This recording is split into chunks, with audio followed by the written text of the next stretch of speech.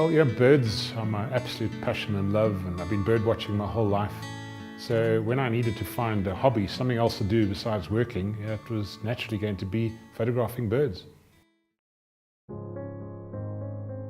Started off with Canon 20D and then upgraded that later. But the turning point for me was when I acquired a really good lens, a 500mm f4 lens, and that was really the turning point of my photography in many ways. I was very interested in action photography, so when I had the right equipment, which was a Canon 1D Mark III, very fast camera with this big lens, I was able to capture the movements of birds, and action photography was really where it was at for me at that stage.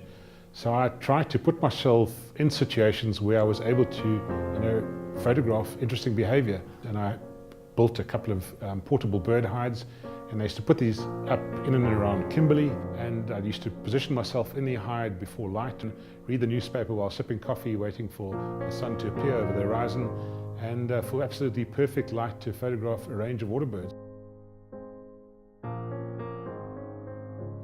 I had a lot of fun photographing ducks at this little dam from my portable hide. The Cape teals are amazing. I mean, these birds are really beautiful. I learned to anticipate behavior. Generally, they're swimming around in the dam, and at times they would fly up or they'd interact, and that's the moment that I wanted. So those moments that I try to capture through my camera. But then there's a really beautiful bird called the Cape shoveler, and it's endemic to southern Africa. It occurs nowhere else in the world. And they were quite common at this little dam, and I used to have great fun photographing them. And this picture is a picture of a male Cape shoveler. Used this picture I think on a calendar a few years ago, so it was one that I was very proud of shooting. Then there's a group of birds that occur in southern Africa called Sandgrouse. In the Northern Cape, where I lived for a long time, there are large numbers of Birchells and the macro Sandgrouse. And these birds are quite unique because they assemble at water, generally ephemeral pans, early in the morning, about 2 to 3 hours after sunrise, where they can aggregate in large numbers, even tens of thousands of birds.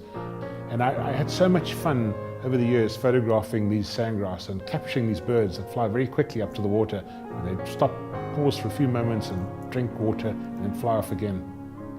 The blue crane is our national bird. It's also very threatened.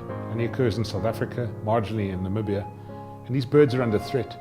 So for about 20 years I was involved with the study and conservation of the blue cranes, and I grew very attached to these birds. One of my very favorite bird photography moments was sitting in a bird hide close to a nest just south of Daar. There was a pair of birds breeding, and we'd moved the bird hide in closer over a few days to within about 20 meters of the nest, and the birds were really not affected by my presence. I photographed the pair of blue cranes over a course of about an hour or two, and what really made me most happy was that one of the birds had been ringed as a chick by me several years previously, and it was now a breeding adult. That was really a very special moment.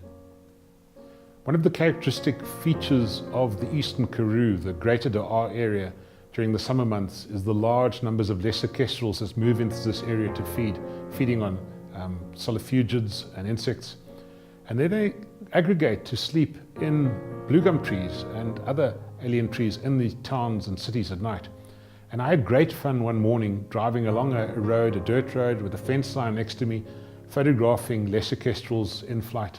And they were flying up into the sun, into a gentle breeze, and I took literally hundreds of images of lesser kestrels. One of my favorite was of this beautiful male lesser kestrel as he jumped off the perch, flew into the sun, and I was able to capture a really good image of him. One of my very favorite wading birds is the Chestnut-banded Plover. It's not a very common bird, but they are found in small numbers around Kimberley. I remember once finding a nest, there was an egg in the nest, at Campus Dam.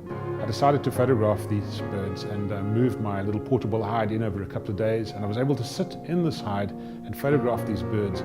They were totally oblivious of my presence, and I got some really nice pictures, and I think these pictures have been used quite extensively in calendars and a few books. It really is a really pretty wader. Over the last few decades I've been very involved in the conservation of lesser flamingos, particularly at Campus Dam outside Kimberley. Here we built a breeding island for lesser flamingos where they successfully bred. I can remember in 2007 when they bred for the first time, there was great excitement. And I wrote an article about the breeding of lesser flamingos at Campus Dam and submitted it to Africa Birds and Birding. The editor immediately accepted the article for publication. I was hoping to get a picture of the bird on the cover. Unfortunately, at that stage, my images of lesser flamingos were not suitable. And Eve Gracie, the editor, she asked me for a portrait photograph. I went through all my images and didn't find anything suitable, so somebody else's image was used on the cover of that issue of the magazine.